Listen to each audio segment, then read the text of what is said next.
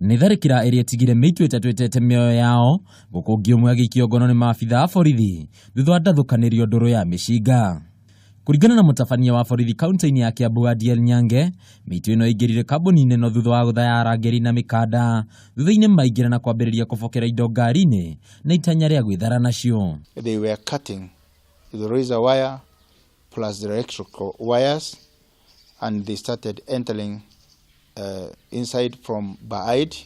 Kamera cia CCTV nĩcio ciuma ũteithio kũrĩ mũrũgamĩrĩri wa kambuni ĩno akĩhota kwĩyonera wenji na ũkũri wa mĩitũ ĩno ũndũ ũkĩmũhotithia gũkunyĩra maabitha a borithi. They tied the watchmen and they started breaking into the godown and block into one of the company vehicles and they started rounding the assorted cosmetic products.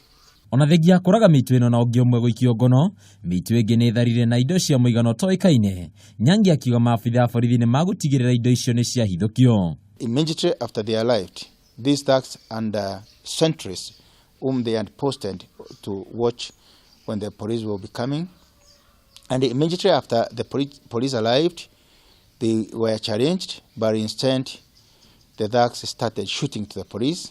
Rĩrĩ ti rita rĩa mbere kambuni ĩno kũiywo, amu mĩeri ĩtatũ mĩhĩtũku mĩitũ nĩ yahithũkĩire kuona kũiya indo cia mamirioni ma mbeca na rori ithatũ iria itaigana kuoneka nginyagia ũmũthĩ.